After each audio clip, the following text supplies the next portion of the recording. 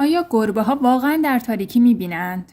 گربه‌ها معمولاً به راحتی و بدون برخورد با اشیا توی محیط‌های کم نور و تاریک حرکت می‌کنند. اما دلیل این توانایی گربه‌ها چیه؟ اگه با گربه‌ای زندگی کرده باشیم می‌دونین این حیوانات شب‌ها می‌تونن بسیار فعال باشن و بدون برخورد با در و دیوار توی خونه رفت و آمد کنن. با توجه به توانایی گربه‌ها در اجتناب از برخوردها هنگام شب، این پرسش به وجود میاد که آیا گربه‌ها دید طبیعی شبانه دارن؟ سلام، به چنل ساینتیا خوش اومدین. اگه هنوز چنل رو سابسکرایب نکردین، ازتون میخوایم لطفاً به چنل ما سابسکرایب کنید و برای اطلاع از آپلود ویدیوهای جدیدمون هم زنگوله رو روشن کنید. بریم تا با هم ببینیم که آیا گربه‌ها در تاریکی واقعاً میبینند یا خیر.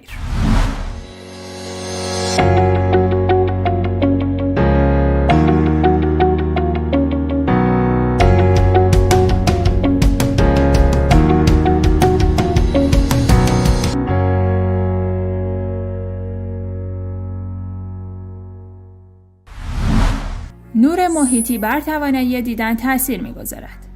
کارین پلامر، متخصص چشم پزشکی حیوانات از کالج دامپزشکی دانشگاه فلوریدا، توضیح میده که مقدار نور محیطی بر توانایی دیدن انسان یا گربه تأثیر میذاره.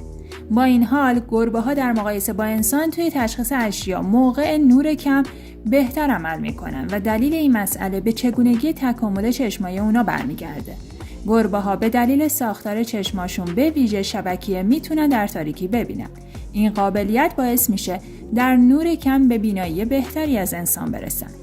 گربه‌ها از درصد بالای گیرنده‌های نور میله‌ای هم برخوردارن، بنابراین حساسیت بهتری در برابر نور دارن. استفاده از حس‌های دیگر. با وجود فعالیت بیشتر گربه‌ها در مقایسه با انسان در طول شب، این گونه‌ها صرفاً حیوانات شبانه نیستند، بلکه در گروه حیوانات شفقی یا فعال هنگام گرگومیش شناخته میشن. دلیل این ویژگی هم میل اونها به شکار موقع طلوع یا غروب خورشیده. با اینکه چشمای گربه برای پرسایی شبانه طراحی شدن، توانایی اون برای پیدا کردن راه خودش توی محیط‌های تاریک تنها به ترکیب چشم وابسته نیست. گربه‌ها از قوه شنیداری و بویایی بسیار قوی هم برخوردارن که به اونها اجازه میده راه خودشون رو پیدا کنن. ارتباط با محیط مستلزم همکاری تمام حساس. دید انسان در مقایسه با دید گربه.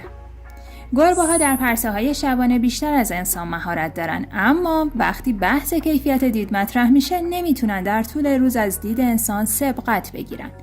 در تکامل برای هر مزیت هزینه‌ای وجود داره. گربه‌ها هم در ازای دید قوی شبانه، دید روزانه نسبتاً ضعیفی دارن، به طوری که دید روزانه آنها تقریباً 1/7 دید انسانه.